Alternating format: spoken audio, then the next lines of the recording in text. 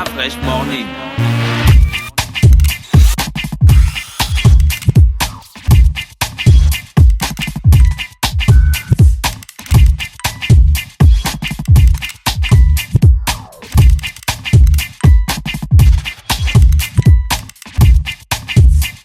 Le réveil matinal le plus haut de la capitale sur la radio. La plus haute de la capitale. Du lundi au vendredi.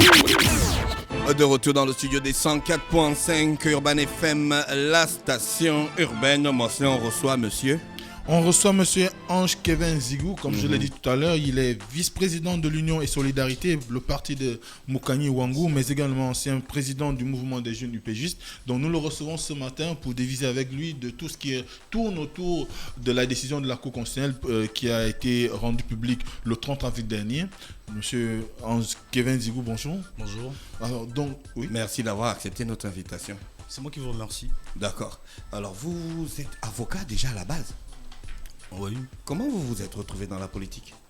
Enfin, la politique, c'est pas un métier, contrairement à, vous savez, contrairement à ceux qui se pratiquent ici, la politique, c'est un engagement. C'est comme quand vous êtes religieux, on ne se retrouve pas, c'est pas, vous avez des convictions et vous les défendez. Donc c'est pas un choix de carrière, si vous voulez. Dans notre pays, on a tout confondu. Vous voyez des gens qui ne font rien de leur vie. Il suffit qu'ils rentrent dans un parti politique, ils font un peu de bruit, après, finalement, c'est leur métier, ils vivent de ça. Moi, je pense qu'on ne vit pas de la politique. On fait de la politique par engagement, par conviction, par principe. D'accord, ok. Vous avez commencé votre engagement politique, ça fait combien de temps? Je pense en 2013. Effectivement, j'ai des convictions depuis que je suis tout jeune, mais j'ai vu des choses dans ce pays qui m'ont peut-être poussé à m'engager à partir de 2013. Quand j'ai vu le déclin dans lequel on se retrouvait, je me suis dit que je n'avais pas le droit de laisser... j'avais le devoir d'apporter ma part à la construction du pays. Je suis de ceux qui pensent que lorsque vous considérez que vous appartenez à une élite, vous devez tirer votre pays vers le haut. Voilà. Vous ne devez pas rejoindre ou crier avec les loups, rejoindre ce que vous estimez ne pas être la norme dans une république. Vous devez prendre vos engagements et vous engager. C'est pourquoi, je pense en 2013, oui, je me suis engagé juste après la mort de Pierre Mamboundou. Vous avez fait vos études de droit ici au Gabon? Non, je n'ai pas fait mes études de droit au Gabon. Je souhaitais faire mes études de droit au Gabon, pour tout vous dire. Je souhaitais faire mes études de droit au Gabon. Je n'ai pas eu la possibilité de le faire parce que je pensais le faire dans un cadre à peu près normal. D'ailleurs, c'est pourquoi je n'ai pas fait de préinscription avant. J'ai commencé par Saint-Louis au Sénégal, ensuite Perpignan et après la Sorbonne. Je ne sais pas, c'est la radio donc je regarde. D'accord. Après, j'ai terminé à la Sorbonne et c'est là où j'ai eu la plupart de mes diplômes. Ah d'accord, ok. Ah, mais c'est bien, alors c'est cool. Et vous êtes rentré au barreau en France ou au Gabon? Enfin, j'ai commencé en France et je suis venu au Gabon, mais c'est pour des raisons assez personnelles. Je suis venu au Gabon par la suite parce que je n'avais pas l'intention justement de rentrer. Mais si vous voulez ça... Ça c'est personnel quoi. Ouais. Nous on veut juste savoir un peu votre parcours, comment vous avez fait pour en arriver là. Ouais, je suis arrivé au Gabon. J'ai intégré un cabinet d'avocats plutôt intéressant parce que je travaillais avec Maître Memé pendant longtemps. Et après, il y a eu, parce que nous sommes au Gabon, vous voyez, on est contre la liberté dans ce pays. Donc j'ai eu plutôt pas mal de soucis avec le barreau et notamment l'ancien bâtonnier. Je fais une année sans exercer, par principe. Parce que, voilà, j'estime que quand vous êtes jeune, vous devez vous battre pour vos idées. Après, quand vous avez la cinquantaine, la quarantaine, je pense qu'on peut toujours se reconstruire quand on est jeune. Quand vous avez la cinquantaine, la quarantaine, il faut vous dire, attention, j'ai des enfants qui ont besoin de mon soutien, mais quand on est jeune, quel que soit ce que ça vous coûte, vous devez vous battre. Ça, c'est ma conviction pour les idées que vous partagez. Oui, mais quand on est jeune, on manque aussi beaucoup de sagesse. Ça a été prouvé. Oh, je ne sais pas ce que ça veut dire la sagesse. Excusez-moi. Lorsque vous avez des gens dans ce pays qui ont détourné à tour de bras, qui ne pensent qu'à eux, qui ne ratent aucune occasion pour se vendre, alors qu'ils sont âgés, et vous avez des gens plus jeunes qui se disent il faut qu'on construise le pays sur des valeurs saines.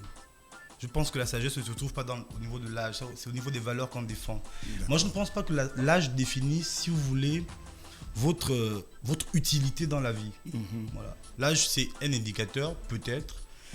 C'est comme quand les gens parlent d'expérience. Oui, j'entends, je le dis, mais vous savez, j'ai un défaut, c'est que je dis exactement ce que je pense. C'est un peu comme dans la classe politique aujourd'hui, nous avons une classe d'opposition recomposée de manière assez maladroite. Et Vous voyez des gens qui vous disent, moi j'ai l'expérience. Mais expérience de quoi? Vous avez passé 30 ans, 20 ans, 10 ans à faire n'importe quoi dans ce pays. Et vous allez m'opposer votre expérience de l'échec. Ça ne passe pas. C'est comme la sagesse, c'est-à-dire que c'est pas l'âge qui détermine la qualité, si vous voulez. C'est pas comme le vin, voilà. Il y a des vieux bêtes. Exactement. Comme il y a des jeunes intelligents. C'était juste la partie introductive de nos propos, Mosley. Oui, ce qui est bien, c'est que vous soulignez évidemment le fait que vous vous êtes rentré au barreau, vous avez passé une année sans exercer. Est-ce qu'aujourd'hui, le changement qui s'est opéré au niveau du barreau, vous avez un point de vue? Moi, je suis assez fier, assez content du changement qu'il y a eu au barreau. Et je le dis souvent, peut-être que ça va plaire aux bâtonniers, c'est pour moi la première institution au Gabon qui ne soit pas sous la botte des bongos. Le barreau du Gabon, parce que, je ne vais pas rentrer dans ce débat, mais vous avez toutes les institutions, et c'est ça le drame de ce pays, qui sont inféodées à un système. Vous avez toutes les élections, même quand elles sont supposées être libres. Vous avez des gens qui dirigent le vote. Je ne dis pas qu'ils trichent, hein. Ils influencent le vote de sorte que ça revienne à l'autorité en place. Or, nous avons eu cette année, pour une fois, un courage qui manquait beaucoup aux avocats. Parce que moi je dis, quand vous êtes avocat, vous défendez la liberté. Et quand vous n'êtes pas capable de défendre votre propre liberté, vous n'êtes pas capable de défendre la liberté des autres. Alors nous avons eu pendant longtemps des votes influencés. C'est-à-dire que vous avez des pratiques, j'en parle, j'en assume les conséquences. Vous avez eu des pratiques au barreau où vous êtes là présent, vous devez voter, on vous dit, vous allez voter par procuration, ce que moi j'ai refusé de faire tout le temps. J'ai voté une fois par procuration, c'était à cette élection-là, parce que je savais que je votais pour l'actuel bâtonnier. Mais on vous dit, vous devez voter par procuration alors que vous êtes là. Parfois même vous trouvez des avocats dans la salle parce qu'ils sont influencés, parce qu'ils sont intimidés. Mais est-ce que cette pratique insinue le fait que ce soit peut-être, comme vous dites, les bongos qui seraient derrière? Ah non, je ne dis pas. Voilà, quand je parle des bongos, excusez-moi, je ne parle pas d'Ali Bongo, de Marc Bongo à l'époque, je parle du système bongo. C'est pas que ce monsieur-là. Vous savez, vous en parlerez avec des avocats, je ne sais pas s'ils auront le courage de vous dire la vérité, mais vous aviez dans ce pays des chefs d'institution qui appelaient des avocats pour leur dire dans quelle direction il fallait voter. Vous avez eu des réunions dans ce pays où on réunissait des avocats parce que, vous savez, moi je pense que dans tout ce qu'on fait, il faut être citoyen d'abord. Mais quand vous allez aux élections législatives, par exemple, et que vous réunissez des populations pour leur dire de voter pour vous, c'est pas la même chose, c'est pas la campagne. Si moi je suis chef d'une institution et que vous êtes avocat et que je bats campagne pour Mosley, c'est normal que je vous appelle pour vous dire voter pour Mosley. Je vous dis une chose. C'est la campagne. Je vous dis une chose. La campagne dans un cadre professionnel ne concerne que les membres de la profession. Vous n'avez rien à voir là-dedans. Ah d'accord. C'est-à-dire que vous. Il y a que Mosley qui doit vous appeler pour dire que votez pour moi. C'est exclusif. Si vous faites ici une élection du délégué du personnel, je ne sais pas combien vous êtes ici, je n'ai moi rien à dire là-dedans. Je n'ai rien à voir là-dedans parce que ça vous concerne, vous, entre employés d'Urban FM. Ah bon, donc vous ne croyez pas à l'influence, vous n'avez rien à voir dedans, mais vous êtes mon ami et vous connaissez Gina. Vous pouvez appeler Gina pour dire que dans le bon fonctionnement de Urban FM, il faut voter d'Afresh. Oui, ça c'est... Voyez, c'est la campagne? Non, c'est pas la campagne. Ça c'est, oui, par amitié, je voilà. vous donne un coup de main. Mais quand vous réunissez, ce que je dis est plus grave. Oui. Quand vous réunissez, vous, chef d'institution, des avocats, pour leur dire il faut surtout pas voter pour telle personne, il faut aller dans cette direction parce que ça va pas profiter au pouvoir, parce que vous braquez des gens. Et du coup, comme on n'est pas certain d'avoir le résultat du vote, qu'est-ce qu'on fait? On influence les personnes influençables, on leur dit, écoutez, si vous ne voulez pas avoir des problèmes avec le barreau, donnez-nous des procurations, on donne des procurations. Et vous avez des gens qui venaient avec une vingtaine de procurations pour voter pour le bâtonnier. D'accord. Moi, si on va rentrer dans les questions du jour. Évidemment, en ce qui concerne la décision de la Cour constitutionnelle, la première question qui nous vient tout de suite, est-ce qu'aujourd'hui, on peut dire que la décision de la Cour constitutionnelle a été... est venu aggraver la crise institutionnelle qui existait. Ah oui, c'est-à-dire que si vous étiez dans le fond, la décision de la Cour constitutionnelle vous a mis dans le bas-fond. C'est-à-dire que vous aviez ce que moi je considère comme étant un coup d'État électoral en 2016. Vous avez aujourd'hui un coup d'État institutionnel. C'est-à-dire qu'on est venu fortifier la forfaiture. Vous ne pouvez pas ce que je dis en fait, ça n'a même pas un côté partisan. C'est-à-dire que même quand on est PDGiste, même quand on a fait campagne pour Ali Bongo, même quand on a été opposé à la Cour constitutionnelle, moi je ne dis pas Marie-Madeleine Boronso parce que je considère qu'elle n'est pas seule. Et que les 8 juges qui sont avec elle sont solidaires de cette décision. Et donc il ne faut pas l'indexer directement à chaque fois parce qu'ils ne sont pas là pour être des spectateurs. S'ils ne sont pas d'accord, ils doivent le dire ou le faire savoir ou démissionner simplement. C'est aussi ça la responsabilité. Cette décision a ceci de fâcheux que moi je ne parle pas des conséquences, c'est-à-dire démettre le gouvernement, à la limite il ne sert à rien. Donc du coup il peut être démis, moi ça ne me dit pas grand-chose. Mais qui permet à un juge de créer la norme, de créer la règle sur laquelle elle se base pour rendre une décision. Au 30 avril 2018, vous avez une constitution qui a été modifiée en janvier 2018 d'ailleurs, et vous avez des dispositions qui ne permettent pas de prendre un certain nombre de décisions. Notamment, il n'y a pas une disposition qui prévoyait ce qu'on ferait en cas de non-prolongation du mandat des députés. Vous n'avez pas de disposition qui prévoyait ce qu'on pourrait faire si jamais l'Assemblée nationale était en vacances. Vous n'avez pas de disposition qui permettait de donner le rôle de l'Assemblée nationale alors qu'elle n'existait plus et qu'il fallait assurer la continuité du service public. Et donc, du coup, c'est un constat quand même frappant que la Cour constitutionnelle faisait. À partir de ce moment-là, elle aurait dû s'adresser aux constituants, c'est-à-dire au peuple, ou à ses représentants, ou à la classe politique, j'appelle les forces vives de la nation, pour qu'ils décident de la norme qu'il faut mettre en place. On aurait pu faire ce qu'ils ont appelé l'ancien régime français, les états généraux, pour dire, là nous sommes en crise, il faut trouver une solution. Ah non, ils décident eux, à 9, d'écrire la constitution, de la compléter. Mais qui leur donne ce pouvoir-là? Donc vous parlez de ce qu'il y a eu avec les articles 4, 34 et 36 Exactement. De la Constitution. Et remarquez bien, ce sont ces articles-là, justement, qui permettent de prendre les 3 décisions majeures qui ont été prises. Un, qui permettent de transférer, et ça, je trouve ça hyper grave. C'est-à-dire que même quand on est juriste, on ne comprend pas, on ne conceptualise pas le fait que l'Assemblée nationale a une mission. Les députés sont les représentants de la nation, choisis par le peuple.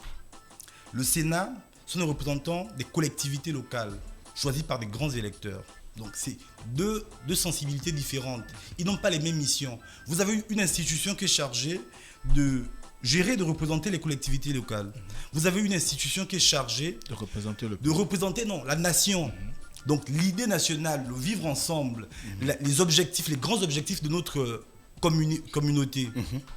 Et comment on peut transférer à une nation qui est censée représenter des collectivités locales, on veut lui transférer une mission, j'ai envie de dire spirituelle. Parce qu'au fond, c'est ça la nation. Comment on peut le faire? Alors qu'ils n'ont pas été choisis, et on parle de Cour constitutionnelle, la Constitution vous dit que la souveraineté populaire, la souveraineté nationale, appartient au peuple qui l'exerce par ses représentants. C'est pourquoi on ne met pas à égale distance l'Assemblée nationale ou le Sénat.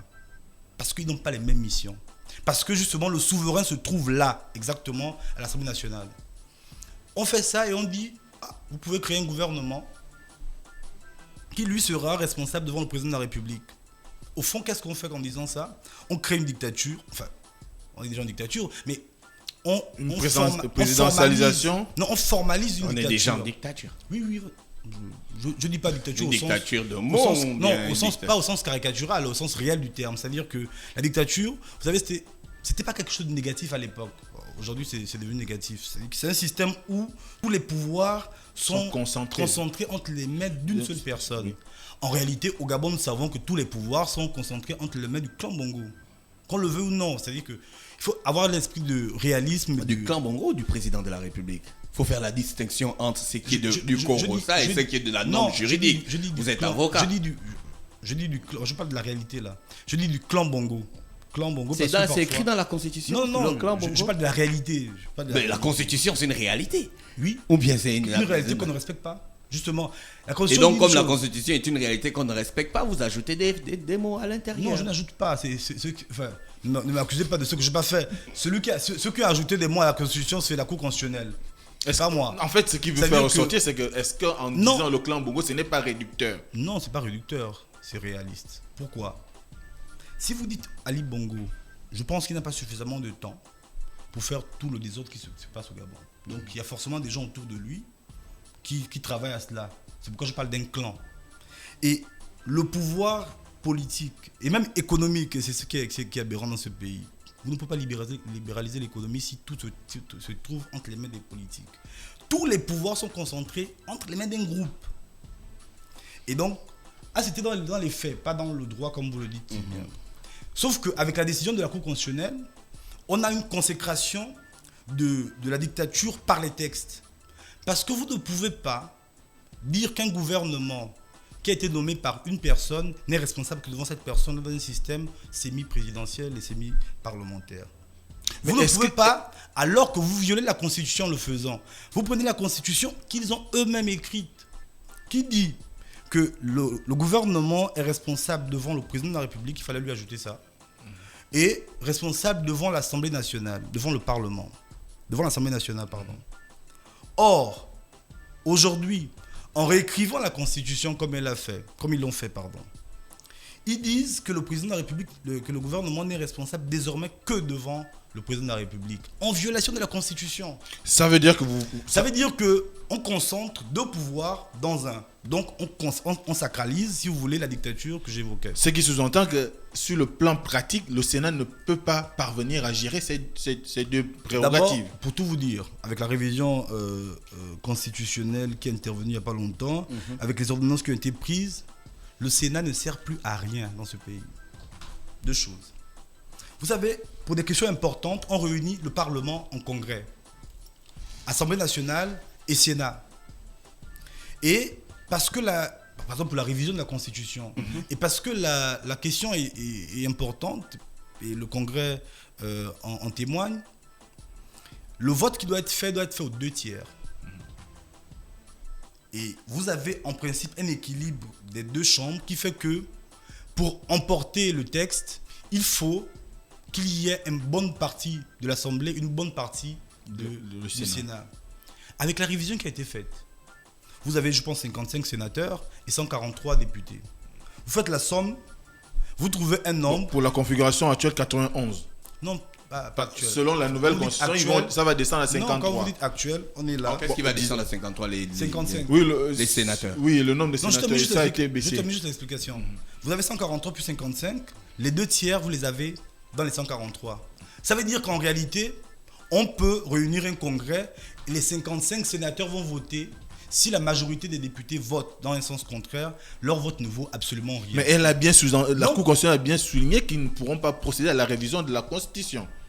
Par exemple. Ils ne l'ont jamais fait. Donc vous voulez qu'ils procèdent à la révision de la Constitution. Ce n'est pas leur rôle, ils ne l'ont jamais fait, ils ne le feront jamais. Ce que je vais expliquer, c'est que dans ce qui a été fait, on est rentré, et là, ça fait mal de le constater parce que personne n'en parle, on s'en fiche à la limite, ça n'intéresse personne. On est rentré dans une situation où, au fond, institutionnellement, le Sénat ne sert plus à rien. Vous avez 50 sénateurs, 143 députés. Dans les 143 députés, ils ont les 2/3 qui réunissent le Congrès. Donc du coup, l'équilibre ancien, vous savez, moi je ne suis pas défenseur de cet équilibre-là. 120 et 91, ça permettait d'avoir un équilibre institutionnel. Donc du coup, le Congrès, même si vous avez 120 députés qui votaient pour, ça ne peut pas passer tant que certains sénateurs n'allaient pas dans ce sens-là. Aujourd'hui, on a fait quelque chose de grave et les sénateurs ont appelé de demain. Vous allez me dire que ceux-là sont capables, ces 91-là, sont capables de défendre les intérêts de la nation, de défendre les intérêts du peuple gabonais, de défendre les intérêts de la République. Non, ils ne sont pas capables de le faire. Ils sont capables d'être, comme ils l'ont toujours été, à la solde du pouvoir. Alors, une question qui suit, c'est qu'aujourd'hui, en donnant sa décision, la Cour constitutionnelle a également non seulement décidé de la dissolution de l'Assemblée nationale... Non, c'est faux. Pardon. J'ai dit c'est faux de manière... Elle n'a pas décidé ça. La Cour constitutionnelle... la Cour constitutionnelle n'a pas décidé de la dissolution. Quand je l'entends, ça c'est les journalistes qui l'ont créé. Vous savez, la Cour constitutionnelle fait tellement de bêtises qu'il ne faut pas lui en rajouter. Elle a constaté la vacance. Et ça, je ne suis pas à peu près d'accord avec elle. C'est-à-dire qu'on ne peut pas dissoudre quelque chose qui n'existe plus. L'Assemblée nationale a fini son mandat depuis, la deuxième législature, pardon, a fini son mandat depuis décembre 2016.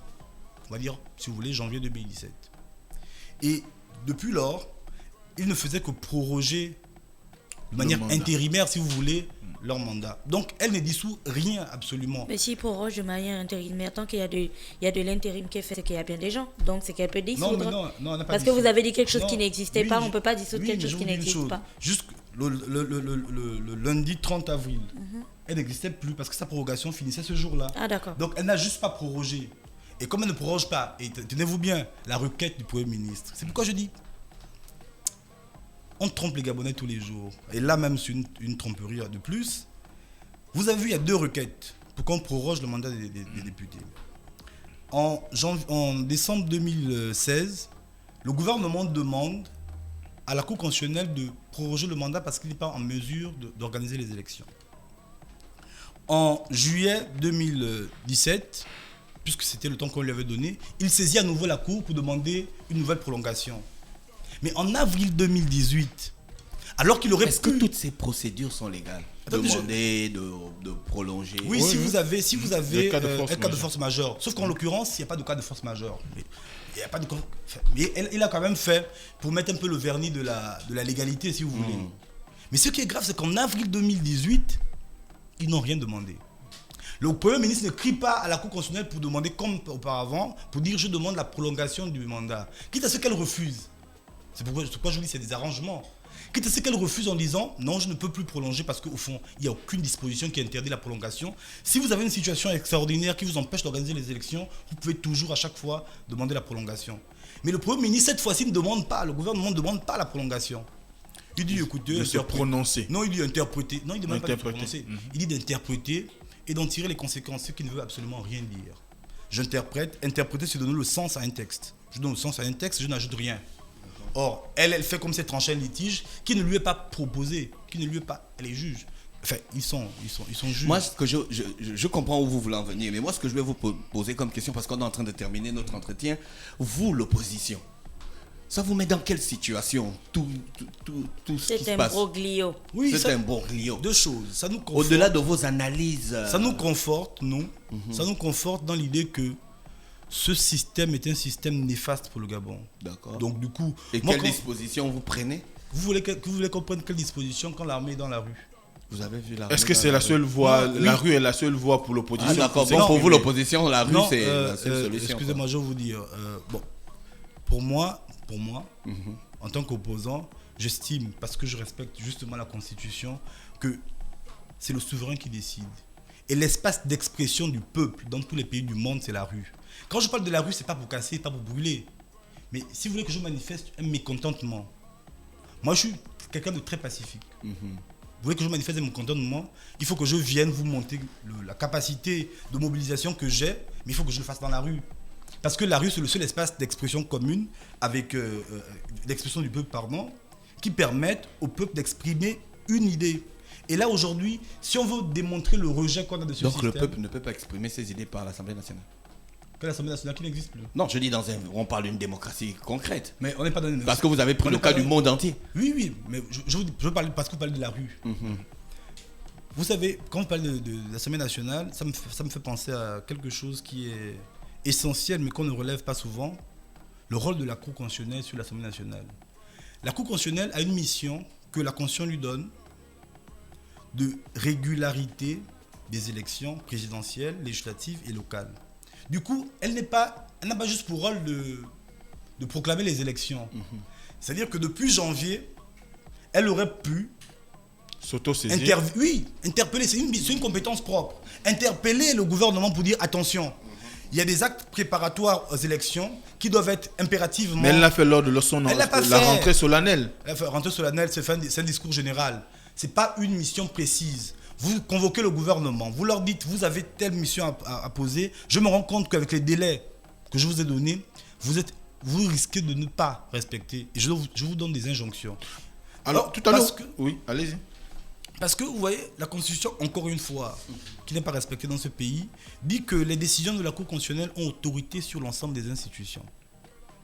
En ne respectant pas ces décisions-là, le gouvernement foule au pied l'autorité de la Cour constitutionnelle. Et je peux comprendre, au-delà du tour de passe-passe qui s'est passé entre eux. Vous voulez dire qu'il y a eu un arrangement, une collusion entre la Cour constitutionnelle et l'exécutif? Excusez-moi, si moi, opposant, je sais depuis 2 mois que la Cour constitutionnelle ne va pas renouveler le mandat, c'est pas les PDGistes tapis sous l'ombre qui vont vous dire le contraire. Donc c'était une collusion pour vous? Pas pour moi. Excusez-moi. Pour l'opposition. Pas pour l'opposition, même pour vous. C'était pas, excusez-moi, elle n'a pas découvert l'indépendance le 30 avril 2018.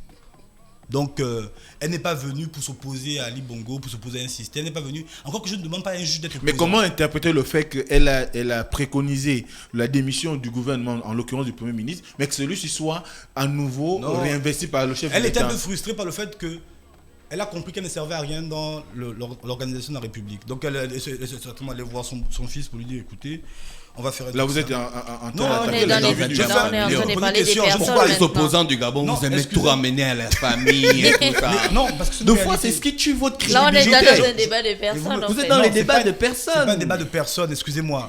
Parce que vous avez dit qu'elle allait voir son fils. Parce que tout à l'heure, vous avez dit que vous n'allez pas... Non. Mais est-ce que ça a valeur? C'est vous qui le dites, c'est vous qui encourez la réalité de la chose. Si je vais sur votre phrase... Vous faites campagne pour Ali Bongo, vous ne savez pas qui sont ses parents. Non. Si je vais sur votre phrase de départ, vous avez dit vous n'allez pas parler de Marie-Madeleine Boroncho parce qu'il y a 9 juges autour d'elle. C'est ce que je veux dire. Voilà. Après, vous représentez. Donc si vous gardez la même logique, moi je suis avec vous. Je vous écoute, je suis mais. avec vous, sauf que quand la cour parle, c'est une seule personne qui en parle. D'accord. Finalement. Si vous voulez, j'enlève. Oui, c'est une personne qui parle. Voilà, mieux enlever. Si vous voulez, j'enlève son fils. C'est mieux. Elle va voir et dit parce que je savais à l'époque. Enfin, c'est mieux. C'est peut-être hypocrite. À l'époque, vous savez. C'est politiquement correct. Moi, je suis pas dans le politiquement correct. C'est logique. Ah, vous êtes un opposant. Il faut être politiquement correct. Je suis pas dans le politiquement correct, dans un environnement pas correct. D'accord, donc l'environnement définit votre personnalité. Non, pas maintenant. Ma personnalité, elle est inchangée, mais elle s'adapte. C'est-à-dire que je veux dire. Étayez votre. Oui, c'est ce que je veux dire là. C'est que nous savions tous que la présidente de la Cour constitutionnelle, parce qu'elle parle au nom des 9 juges, n'était pas d'accord avec le fait qu'on revienne à chaque fois là-dessus. Donc il y a eu certainement une discussion pour dire, écoutez, là je ne veux pas. Nous on savait qu'elle n'allait pas prolonger. Si je dis si nous on savait, c'est que les autres le savaient aussi. En revanche, qu'est-ce qu'on fait? Oui, je vais démettre le gouvernement. Vous avez la possibilité de le renommer. Parce qu'au fond, quand les gens disent, les gens s'offusquent de ce qu'on a remis. Moi, je pensais qu'on allait remettre Issozé Ngodé. Parce que quand la Cour dit démission du gouvernement, c'est un acte formel. Contrairement à ce qu'on peut dire, oui, c'est un désaveu pour avec mise en exergue de l'échec. Oui, non. Vous avez une chose. Si on veut être concret, elle devait, si c'est une sanction de l'échec, elle devait aussi démettre Ali Bongo. Parce que c'est lui qui préside les conseils de ministres.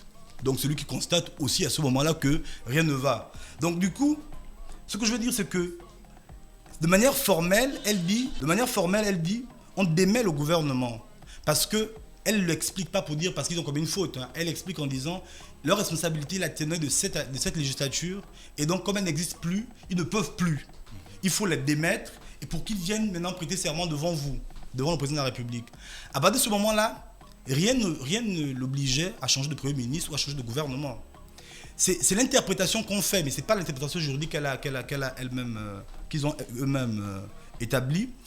Eux, ils démettent le gouvernement non pas parce qu'il est incompétent, non pas parce qu'il n'a pas organisé les élections, ils démettent le gouvernement parce qu'il tient sa légitimité de la législature qui n'existe plus. C'est ça la conséquence qu'elle donne à... Est-ce qu'à ce moment-là, la Cour constitutionnelle a jugé la chose jugée? Non. Comme on dit en droit. Non. Ouais. Non, pourquoi? Parce que il n'y avait aucune disposition qui permettait dans la Constitution de démettre le gouvernement à ce moment-là. Elle a créé cette disposition, c'est ce que je lui reproche. Donc elle s'est substituée au législateur et au peuple. Oui, au constituant, parce que la Constitution quand même c'est quelque chose de fondamental. Elle s'est érigée en législateur ou bien en jurislateur. Monsieur Ndigo, est-ce que votre parti va aux législatives? C'est la question pour terminer notre entretien. Vous me posez la question, c'était comme si le sujet n'était pas grave. Si, c'est grave. Le sujet est grave et il doit nous concerner tous. Aller aux législatives, c'est un fait. Moi, je suis pour vous dire de manière claire, je ne vais jamais laisser un espace de respiration politique au pouvoir en place. Donc, toutes les fois où les Gabonais doivent être convoqués, je serai sur le terrain. Donc, union et solidarité va aux législatives. Vous ne me dites pas que vous la prenez aujourd'hui. On l'a toujours dit. On veut une confirmation de votre part. Non, on ne change pas. Ouais, ça, on est accro sur nos principes. Sûr. On ira. Vous êtes sûr? Vous connaissez qui de l'Union et Solidarité qui a été au gouvernement? De l'opposition. Non, je ne suis pas porte-parole de l'opposition. Vous connaissez qui de l'Union et Solidarité qui a été au gouvernement? Non, pour l'instant, pour l'instant et pour toujours. Nous, on sera au gouvernement. Même si votre président avait quand même été pressenti et il a fait un rétro-pédalage. Vous voulez qu'on discute de ça? Non. Merci, monsieur Nzingo Ange Kevin, d'avoir accepté notre invitation et d'avoir donné un peu son opinion par rapport à tout ce qui se fait. Vous avez quelque chose à dire pour terminer? Non, je voulais juste dire... Enfin, non, je dis non. Je parle plus. Je voulais juste convoquer en fait la conscience des Gabonais sur ce qui s'est passé. C'est-à-dire que qu'on soit pédégiste ou opposant, qu'on soit de la majorité ou autre, on doit se dire les règles que nous nous fixons, nous devons les respecter ensemble. D'accord. C'est-à-dire qu'aujourd'hui, il faut trouver des gens au sein de la gamme présidentielle ou la gamme de la majorité pour dire attention, nous sommes en train de soutenir quelque chose de grave. C'est un précédent que nous ne devons pas. Moi, si ça s'est passé dans mon camp, je serai le premier à le dénoncer. Et c'est une question, si on touche à la Constitution, en fait, on touche à ce qu'il faut que vous et nous soyons ensemble. Voilà. Okay.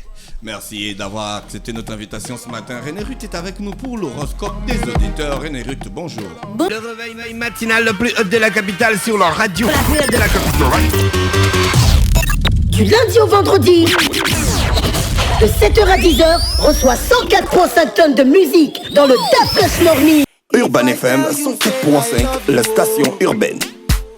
Vous écoutez Urban FM 104.5, la station urbaine. Urban FM, première radio chez les jeunes.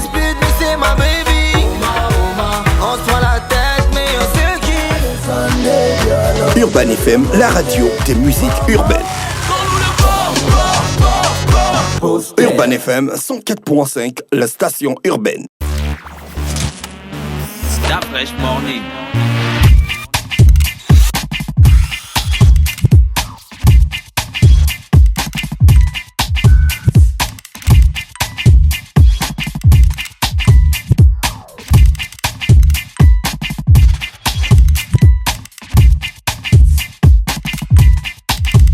UrbanFM.fm